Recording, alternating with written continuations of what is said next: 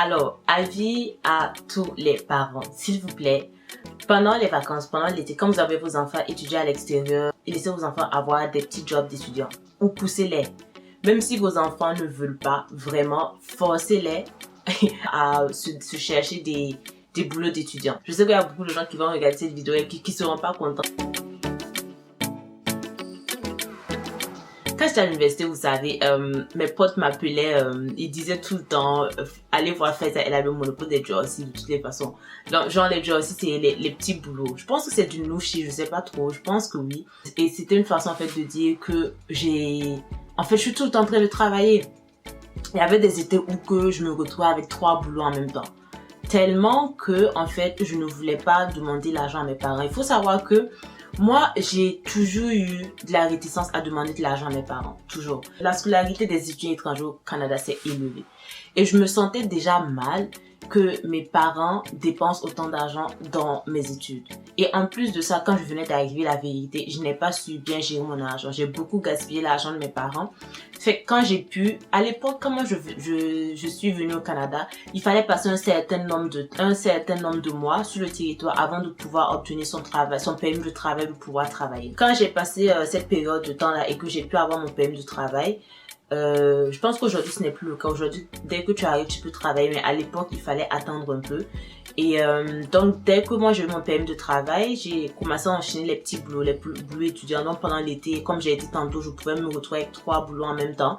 Et pendant les sessions, je travaillais à temps partiel. J'ai même fait une vidéo où j'ai parlé de ça. En fait, j'ai partagé un peu certaines anecdotes, certaines choses qui me sont arrivées quand j'étais aux études et que j'avais des boulots étudiants, quelques mésaventures qui me sont arrivées et tout. Donc, vous pouvez aller regarder la vidéo. Mais bref, tout ça pour dire que, depuis les études, quand j'étais aux études, moi, je travaillais tout le temps. Et c'est pas parce que mes parents m'ont fait comprendre qu'ils étaient dans le besoin et que j'avais besoin de travailler. Je l'ai fait moi-même, comme je l'ai dit tantôt. Je n'aime pas demander l'argent à mes parents. Mon indépendance financière, j'y tenais tellement.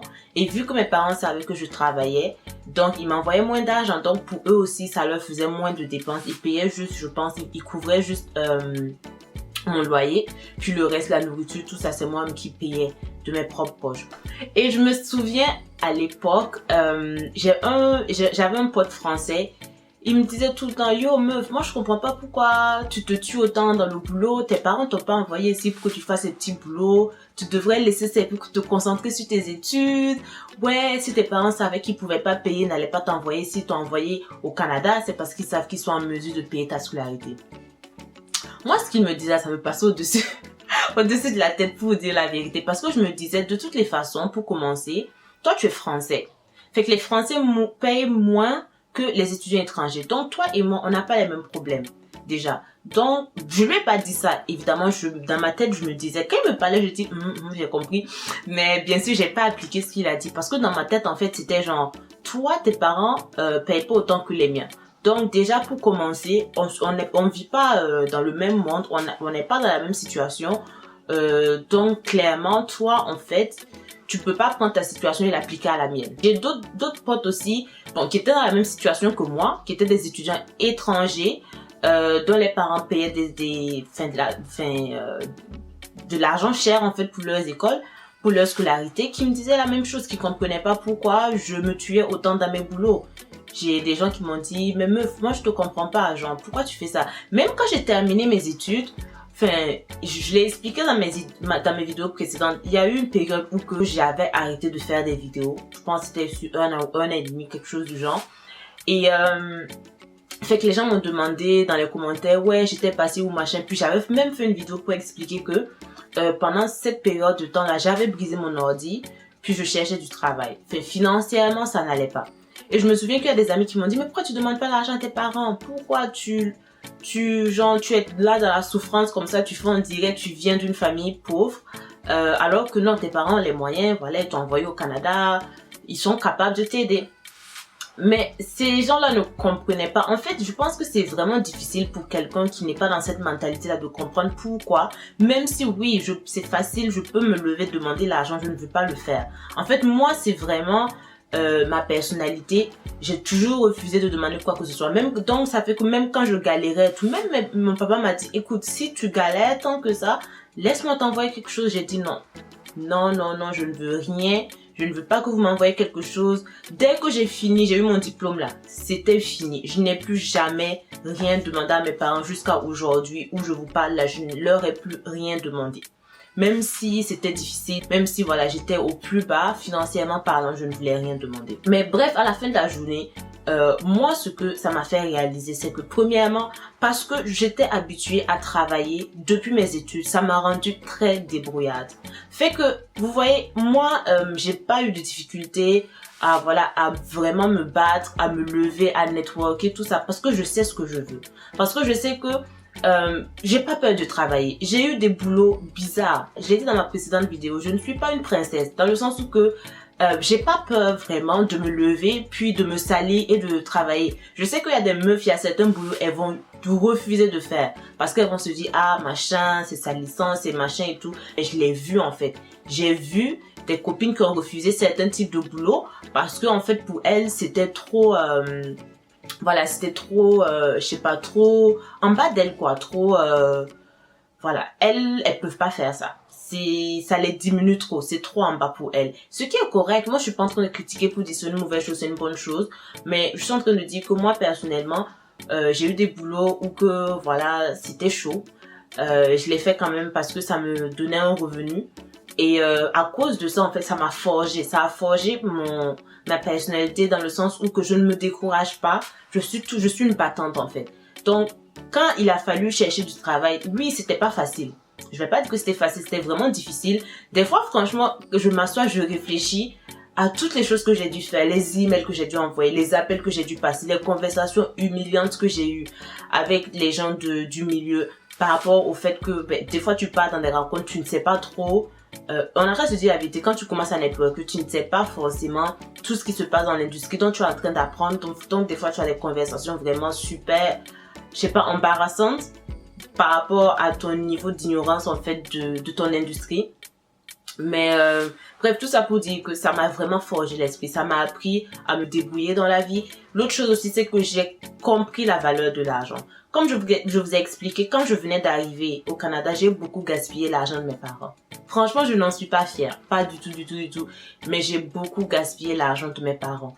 Et le fait de travailler, en fait, ça m'a appris la valeur de l'argent. Donc, je sais maintenant à quel point c'est dur, surtout pour les parents. Et en plus de ça, il y a vraiment une certaine fierté qui vient avec le fait de travailler et de pouvoir s'acheter ces choses. Tu travailles, tu as fait ton argent, tu t'offres des voyages ou tu t'achètes, je sais pas, des choses, des sacs à main ou je sais pas, tu peux même t'acheter une voiture.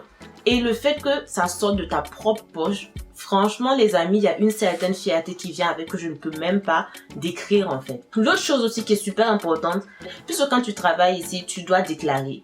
Donc tu dois préparer tes taxes. Malheureusement, c'est quelque chose avec laquelle on n'est pas familier parce que au pays, en tout cas quand moi j'étais au pays, je n'ai jamais eu à m'inquiéter de préparer des taxes. Franchement, je n'étais même pas familière avec ça, c'était pas mon problème. Mais quand tu arrives ici, tu travailles, tu dois déclarer ton revenu. Donc ça te rend plus familier avec comment les taxes ça se passe. C'est sûr, les gens disent que quand on dit taxes, les gens voient ça comme vraiment un casse-tête de ouf. Alors que bon, pas obligatoirement. Mais tout ça pour vous dire que ça vous met dans le bain en fait. Ça vous met dans le bain dans le sens où que vous prenez l'habitude, vous allez savoir en fait depuis l'université comment remplir les taxes ici. Et franchement, ça va vous faciliter la vie plus tard quand vous aurez votre travail à temps plein. L'autre chose aussi que souvent on néglige, c'est vraiment vous allez vous familiariser avec la culture canadienne ou québécoise. Parce que à la fin de la journée, vos petits boulots, vos petits jobs d'étudiants là, c'est ça en fait qui vont vous permettre d'en savoir plus sur les Québécois, de vous familiariser avec. Bon, je dis les Québécois, mais c'est sûr que si vous êtes dans une autre province, genre, je sais pas, Alberta, Colombie-Britannique, en fait, c'est les petits boulots qui vont vous permettre de faciliter votre intégration et votre immersion, en fait, dans la culture où vous vivez et vont vous aider. Moi, à travers mes petits boulots là, par exemple, quand je travaillais au Tim Hortons, je me souviens, je m'étais fait de bonnes amies au café là-bas là. Franchement, moi, je kiffais trop mon boulot au Tim Hortons, je l'ai déjà dit. Mais ouais, au Tim Hortons, là, moi, j'ai tout fait. J'étais à l'avant, j'ai fait la caisse, j'ai servi les cafés, j'ai fait les sandwichs. En temps, j'étais à l'arrière, je faisais les beignets, les muffins, tout ça. J'ai tout fait. Franchement, si j'étais restée dans ce petit monotone là, j'allais passer manager à un moment. Mais ouais, franchement, je me suis fait de bonnes amies comme ça. Ouais, franchement, les petits boulots, ça aide côté intégration, côté compréhension de la culture, canadienne ou québécoise. La chose sur laquelle je voulais mettre l'accent, c'est le fait que ça amène les étudiants ou les gens à être débrouillards très jeunes.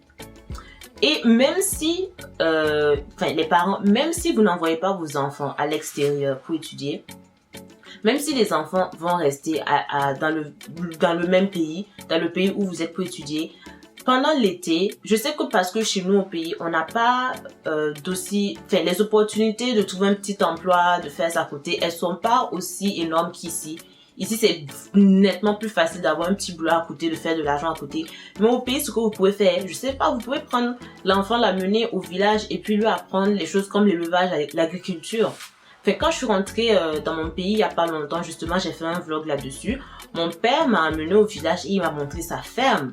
Moi, franchement, j'étais impressionnée. J'ai pas montré la ferme, mais il a des poulets, il a, je pense, 500 poulets. Il fait de l'élevage de poissons, de chèvres. Il a même un champ énorme. Sauf si je l'ai pas montré dans ma vidéo, mais j'ai montré juste un peu.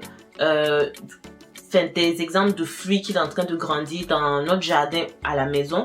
Et c'est pour vous dire que en fait moi je suis allée voir la ferme et le champ de mon papa et je me dis c'est dommage qu'il m'ait pas appris tout ça, tu vois. C'est sûr que ouais, peut-être qu'au début j'aurais pas trop aimé, c'est sûr que en tout cas me connaissant et voyant la mentalité que j'avais à l'époque, c'est sûr que j'allais détester, mais au moins au jour d'aujourd'hui je vois que l'élevage, l'agriculture c'est des choses qui ont beaucoup de valeur. Surtout en Afrique. C'est sûr qu'à l'époque, j'aurais été fâchée, j'aurais peut-être pleuré, dit papa pourquoi tu me fais ça, mais j'allais le remercier plus tard. Et c'est pareil pour les jobs d'étudiants. C'est pour vous dire que si vos enfants ne veulent pas, poussez-les. Oui, au début ils seront pas contents machin, mais ils vont voir à la fin en fait les bénéfices. Ils le verront pas tout de suite, mais ils le verront plus tard. Je voulais juste en fait introduire la notion de s'il vous plaît pousser vos enfants à faire des jobs d'étudiants à côté, parce que j'en ai vu plein. Il y a plein d'étudiants étrangers qui viennent ici pendant l'été, ils sont en train de glander, les garçons là ils sont en train de jouer à la PlayStation, à la Xbox machin, les filles elles sont juste là, je sais pas trop ce qu'elles font, mais elles ne veulent rien faire. Moi je trouve ça dommage. Je trouve ça hyper dommage parce que en fait, ce temps-là, vous pouvez prendre ça, faire quelque chose comme un job étudiant. Non seulement vous faites de l'argent à côté, les parents, si vous voulez même, vous n'êtes pas obligé de diminuer l'argent que vous envoyez aux enfants. Vous pouvez juste les pousser à trouver un travail d'étudiant en leur faisant comprendre que non, on va pas te couper l'argent qu'on t'envoie, mais si tu le fais, c'est de l'argent additionnel en fait. Ça veut dire que tu as plus d'argent dans tes poches et tu peux t'acheter plus d'affaires. Il y a plusieurs techniques, c'est vous qui savez, vous connaissez vos enfants, donc vous savez ce qui va fonctionner mieux pour eux. Donc s'il vous plaît, vraiment, poussez-les à chercher des boulots d'étudiants en été ou même pendant les sessions pour qu'ils apprennent à se débrouiller dans la vie et pour qu'ils connaissent la valeur de l'argent. Les étudiants qui m'écoutent aussi, comme je l'ai dit au début de la vidéo, n'entendez pas que vos parents en fait vous disent allez travailler. Vous devez le faire de vous-même. Et je vous assure que franchement, les bénéfices que vous allez en tirer, les leçons que vous allez en tirer, c'est juste, ça n'a pas de prix. Ça n'a juste pas de prix. Donc voilà, c'était ma petite vidéo d'aujourd'hui. Comme d'habitude, si vous avez aimé, n'oubliez pas de liker, n'oubliez pas de vous abonner à ma chaîne. Et portez-vous bien et salut.